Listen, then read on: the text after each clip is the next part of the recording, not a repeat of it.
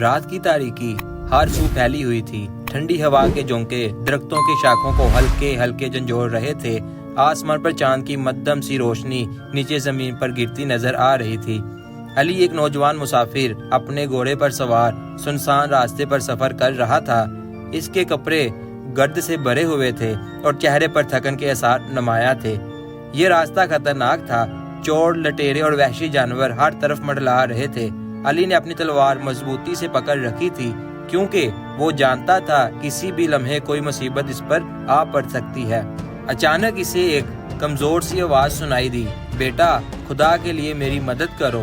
علی نے گھوڑا روک لیا اور ارد گرد دیکھا۔ جھاڑیوں کے پیچھے ایک بوڑھی عورت کانپتی ہوئی کھڑی تھی۔ اس کا لباس میلا کچیلا تھا اور وہ لاٹھی کے سہارے کھڑی تھی۔ ماں جی، آپ یہاں اس وقت کیا کر رہی ہیں؟ یہ راستہ محفوظ نہیں، علی نے حیرت سے پوچھا۔ بیٹا میں قریبی گاؤں جانا چاہتی ہوں مگر کمزوری کے باعث چل نہیں پا رہی، خدا کے لیے مجھے راستہ پار کروا دو۔ علی کی فطرت نیکی پر مبنی تھی۔ وہ گھوڑے سے اترا اور بوڑھی عورت کی مدد کرتے ہوئے اسے سہارا دے کر راستہ پار کرانے لگا، مگر جیسے ہی وہ پل کے قریب پہنچے درختوں کے پیچھے سے 3 نقاب پوش نکل آئے۔ ارے کہاں جا رہے ہو نوجوان؟ ایک ڈاکو نے چاقو نکالتے ہوئے کہا۔ علی نے فوراً بوڑھی عورت کو اپنے پیچھے کر لیا اور تلوار نکال لی۔ ہمیں جانے دو، ہمیں تم سے کوئی کام نہیں، علی نے سخت لہجے میں کہا۔ مگر ہمیں تو تم سے کام ہے، اپنی رقم، گھوڑا اور تلوار ہمارے حوالے کر دو ورنہ جان سے جاؤ گے۔ علی نے پلک جھپکتے ہی اپنی تلوار سے ایک ڈاکو کی کلائی پر وار کیا جس سے اس کا چاقو زمین پر گر گیا۔ باقی 2 ڈاکو غصے میں آ گئے اور علی پر حملہ کر دیا۔ علی نے تیزی سے ایک اور کو پیچھے دھکیلا اور دوسرے کا وار خالی جانے دیا۔ بوڑھی عورت خوف زدہ کھڑی تھی مگر علی پوری مہارت سے لڑ رہا تھا۔ چند لمحوں میں اس نے 2 ڈاکوؤں کو زمین پر گرا دیا جبکہ تیسرا جان بچا کر بھاگ گیا۔ بیٹا تم نے میری جان بچائی، بوڑھی عورت نے دعا دیتے ہوئے کہا۔ یہ میرا فرض تھا ماں جی، آئیے میں آپ کو منزل تک چھوڑ دیتا ہوں۔ علی نے بوڑھی عورت کو گھوڑے پر بٹھایا اور خود ساتھ چلنے لگا۔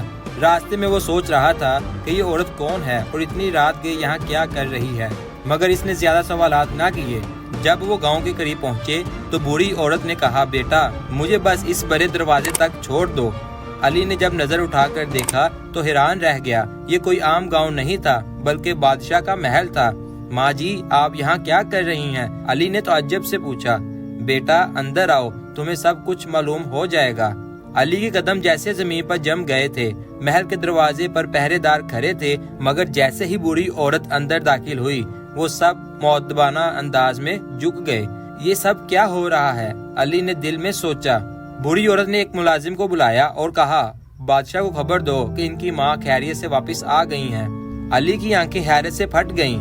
یہ بادشاہ کی ماں ہے؟ چند لمحوں میں ہی محل میں ہلچل مچ گئی۔ بادشاہ خود تیزی سے باہر آیا اور اپنی ماں کو صحیح سلامت دے کر ان کی پیشانی چوم لی۔ ماں آپ کہاں چلے گئی تھی؟ ہم نے پورے سلطنت میں آپ کو ڈھونڈا، بادشاہ نے پریشانی سے کہا۔ بیٹا میں اپنے کسی پرانے دوست کے گھر جانا چاہتی تھی مگر راستے میں مشکل میں پھنس گئی۔ اگر یہ نوجوان میری مدد نہ کرتا تو شاید میں کبھی واپس نہ پہنچتی۔ بادشاہ نے علی کی طرف دیکھا۔ نوجوان تم نے جو احسان کیا ہے اس کا بدلہ میں تمہیں کس طرح دے سکتا ہوں؟ علی نے عاجزی کہا، بادشاہ سلامت میں نے کوئی احسان نہیں کیا، میں نے صرف اپنا فرض نبھایا ہے۔ بادشاہ مسکرایا، ایسے لوگ بہت کم ملتے ہیں جو نیکی کر کے بدلے کی توقع نہ کریں، مگر نیکی کا بدلہ دینا بھی ہمارا فرض ہے۔ بادشاہ نے درباریوں کو حکم دیا کہ علی کو شاہی مشیر کے طور پر مقرر کیا جائے۔ یہ سن کر علی دنگ رہ گیا، مگر بادشاہ سلامت میں تو صرف ایک عام مسافر ہوں۔ اب تم عام نہیں ہو، شاہی دربار کے عزت دار رکن ہو، بادشاہ نے جواب دیا۔ علی کی ایمانداری، بہادری اور نیکی نے اس عام شخص سے شاہی دربار تک پہنچا دیا۔ وہ جان چکا تھا کہ نیکی کبھی ضائع نہیں جاتی۔ بادشاہ نے اسے دولت، عزت اور ایک عالی شان محل عطا کیا، مگر علی نے سب سے بڑی دولت جو کمائی وہ لوگوں کی محبت تھی۔ پیارے دوستو، کبھی کبھی ایک چھوٹی سی نیکی کئی انعامات کی شکل میں لوٹ کر آتی ہے۔ ہمیں ہمیشہ نیکی کرتے رہنا چاہیے، چاہے بدلے میں کچھ ملے یا نہ ملے، کیونکہ قدرت کا نظام کبھی کسی کے اچھے عمل کو رائیگاں نہیں جانے دیتا۔